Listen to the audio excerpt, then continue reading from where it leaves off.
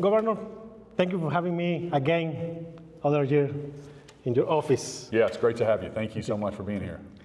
Governor, you have signed.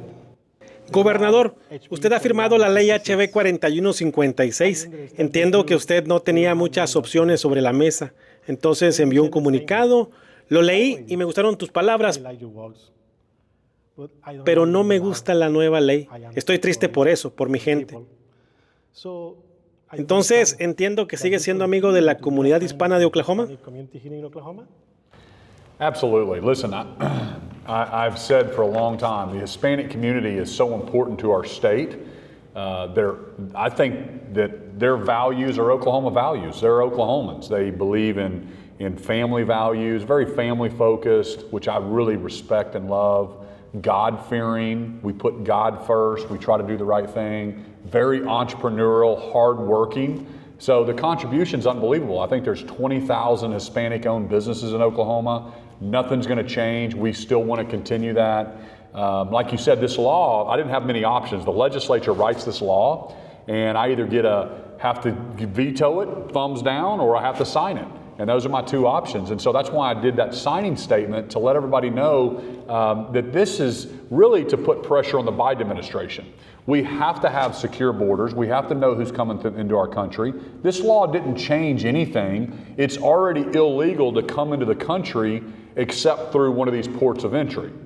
And so we've tried to calm everybody down and try to explain that it's going to put more tools in the tool belt for law enforcement, we believe, and there's nothing to worry about. But if you're a criminal, if you're involved in the marijuana industry, we have 52,000 Chinese nationals that have come illegally into the country, people on the terrorist watch list.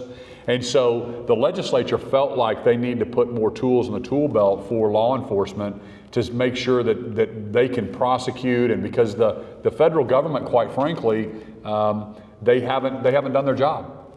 And that's why I also set up that task force, which hopefully you'll talk to me about that, which I think that is something that is really interesting and innovative for the future going forward. Last year we talked here. El año pasado hablamos aquí de personas que viven aquí desde hace muchos años, pero no tienen documentos ni estatus legal, pero trabajan, pagan sus impuestos y no son delincuentes. En nuestra entrevista del año pasado me dijo que la patrulla de caminos de Oklahoma no perseguía a los inmigrantes indocumentados si no eran delincuentes.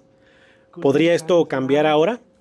Los inmigrantes indocumentados que trabajan y no son delincuentes tienen miedo ahora. ¿Qué les dice a ellos? Yeah, well, just like I said earlier, this law didn't change the fact that it's still against the law to be undocumented and be here in the U.S. So that hasn't changed. But as you know, our law enforcement, if you're chasing the American dream and paying taxes and working hard and a part of the community, I still don't think you have anything to worry about. But none of this law changed. It was already, the law enforcement could have prosecuted last year, and they can prosecute next year. So that's why I set that task force up, because I really want to highlight the need for more workforce visas. We know that the Biden administration is failing us, and it's so difficult to get a workforce visa. So I've been tasked with saying, hey, as Oklahomans, let's put something together that if I have an employer, if I'm in the construction industry or agriculture industry or whatever manufacturer, and I need workforce, and then I have a willing and able workforce that's willing to do that job, then we need to match those two together. We're not talking about U.S. citizenship or voting, but we are talking about matching up what an employer needs and what an employee wants to work hard. And so I don't think anything that is going to change there with this new law. After July 1st, Después del 1 de julio, ¿qué pasará con alguien que es víctima de un delito y está aquí como indocumentado? Si denuncia el crimen a la policía, ¿podría ser arrestado por ser indocumentado? You know, I would hope that they would still call 911, and we want to be a law and order state. Everybody knows that. And so I would hope that they would do that. Like I've talked to law enforcement before, I think Tulsa Police Department sent a statement out, Oklahoma City, our highway patrol. they don't have the resources. They're not going to go door to door. They're not going to be arresting law-abiding citizens that are just trying to chase the American dream. We know that. But if you're doing things you're not supposed to, if you're involved in the marijuana industry and you're doing things illegally, then yeah, you should be worried about it. But I think that's what Hispanic community, the Asian community, everybody in Oklahoma, and all Oklahomans want to have safe law and order communities.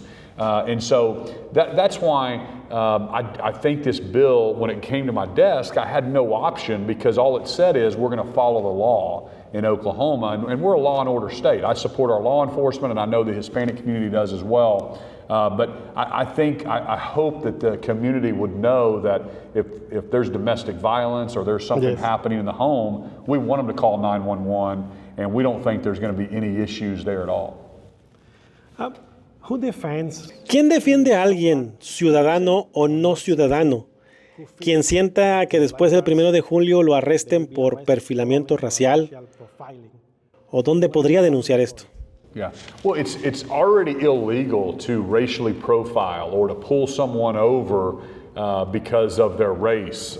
There was a sheriff in southeast Oklahoma. I called for their resignation when it came out that they had some racial undertones in their commentary. So we're not going to allow that. If we find out that's happening, we know we do training not only at DPS, Department of Public Safety, but really all across the state with the sheriffs and the police departments. So we won't tolerate that in the state of Oklahoma. And if it's happening, I want whoever it's happening to reach out to our office, and so we can put a stop to it. We're not going to allow that.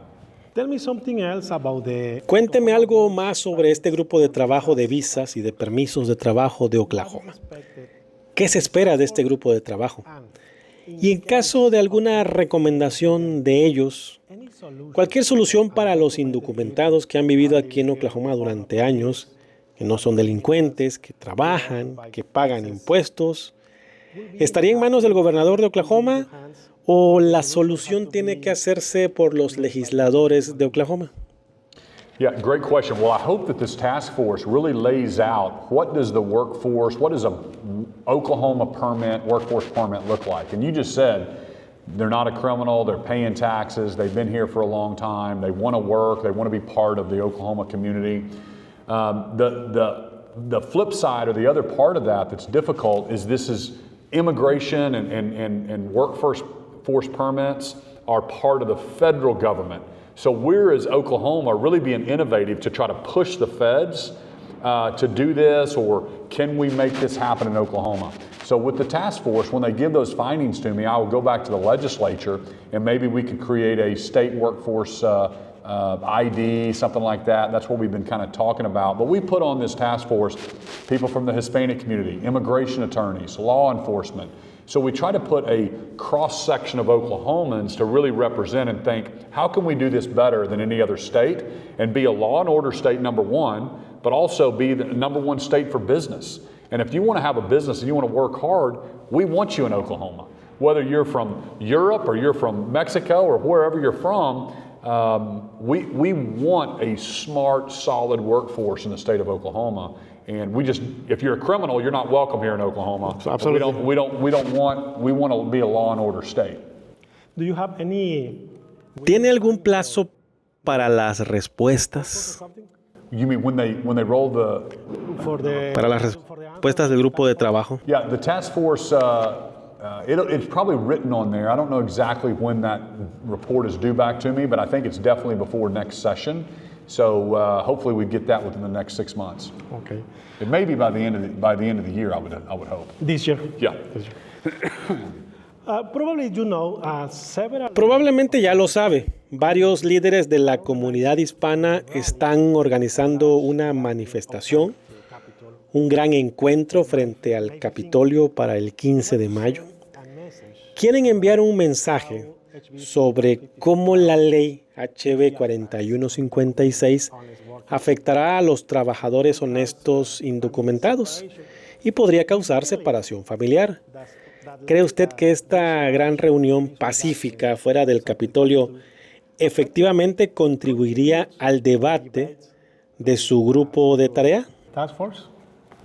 Well, first off, peaceful protest and free speech is part of the fabric of America. So we appreciate that.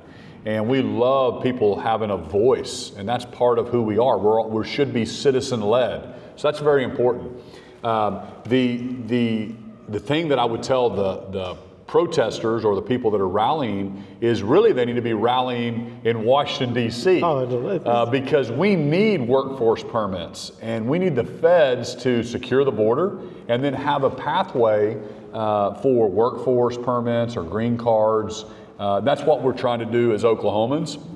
So we agree with the protest, then the fact that we need to get a make sense permit process for people that actually want to work hard and want to be part of the American dream. No disagreement here, but it's just, that's why I put this task force in place. But really the protest has to be against the federal government and the Biden administration that's really let us all down. Okay. So, ¿Algún mensaje final para la comunidad hispana del área de Tulsa? Yeah, I mean, no, thank you. I've been on Telemundo radio, went on Channel 9. This is another interview. We're doing other radio. And we're just trying to make sure that people understand my heart behind this. And again, I don't get to write these laws. They just come to my desk.